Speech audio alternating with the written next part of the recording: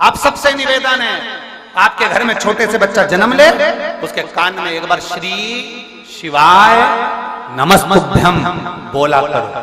कारण उस बच्चे का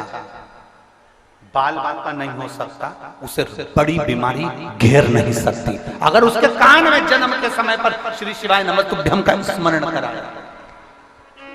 पंचाक्षर मंत्र नमः शिवाय, षडाक्षर मंत्र ओम नमः शिवाय अगर बोला गया है, उस बच्चे का बाल बाका नहीं हो सकता, उसको होगा ही।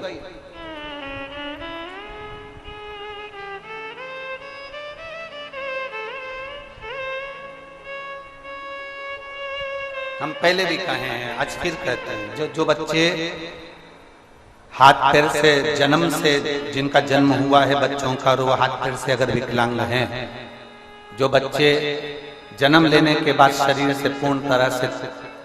ठीक नहीं है, हमने पहले भी एक बार कहा है कि शिव जी का जो सरसों का फूल होता है, शंकर भगवान को सरसों का जो फूल होता है, बैठो सरसों का जो फूल होता है, वो सरसों के 108 पुष्प देवादिदेव महादेव को समर्पित कर, शंकर भगवान को वो पुष्प समर्पित कर। सरसों का फूल ना मिले तो बाबा का, देवादिदेव महादेव का कभी योग लगे तो कभी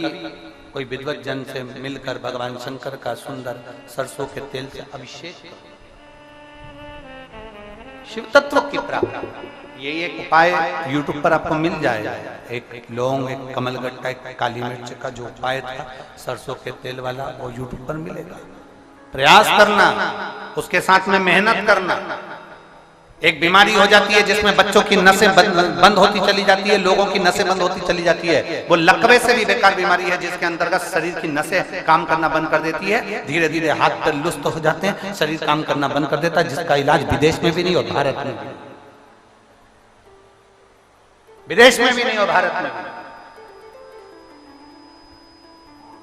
उसमें भी इस सरसों के तेल का प्रयोग बहुत जरूरी है। थोड़ा मालिश करना पड़ेगा, डॉक्टर कहेंगे कि हड्डी मजबूत हो जाती है, नसें मजबूत हो जाती है, कड़क हो जाएगी, फिर वो काम की, तो वैसे भी तो शरीर कड़क हो रहा है, वैसे भी तो शरीर बेकार हो रहा है, तो उसको मल उस पर नाभि में 2 बूंद डालकर तेल फिर मालिश कर। शिव जी का अगर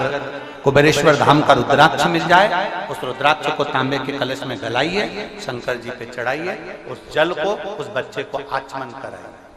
आचमन, जो बच्चा हाथ पैर से विकलांग रहता है या पैरालिसिस हो जाता है, लकवा लग जाता है, तो सीहोर का जो रुद्राक्ष मिलता है, उसका जो पानी आप देते हैं पैरालिसिस वाले को, लकवे वाले व्यक्ति को या हाथ पैर से बेकार व्यक्ति को, बच्चों को जो प्रदान करते हैं, उसको 3 जगह पर उस जल को पहले स्पर्श कराया जाता है। आप लोगों के स्मरण में होना चाहिए कि पानी पिलाने से पहले उसको 3 जगह स्पर्श कराओ। अगर पाँव नहीं काम कर रहा है, हाथ नहीं काम कर रहा है, शरीर काम नहीं कर रहा है, बच्चा पूर्ण तरह से चल नहीं रहा है, पड़ा ही रहता है पलंग पर, तो उसके लिए 3 जगह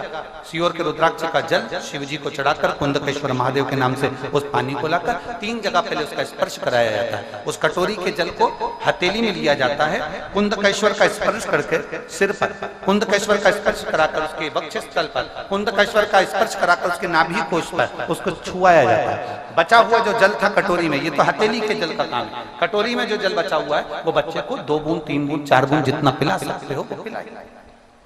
धीरे धीरे आपकी मेहनत लगन पक्की है और भगवान शंकर पर अगर भरोसा है तो इसी जगह पर फिर मिलकर हम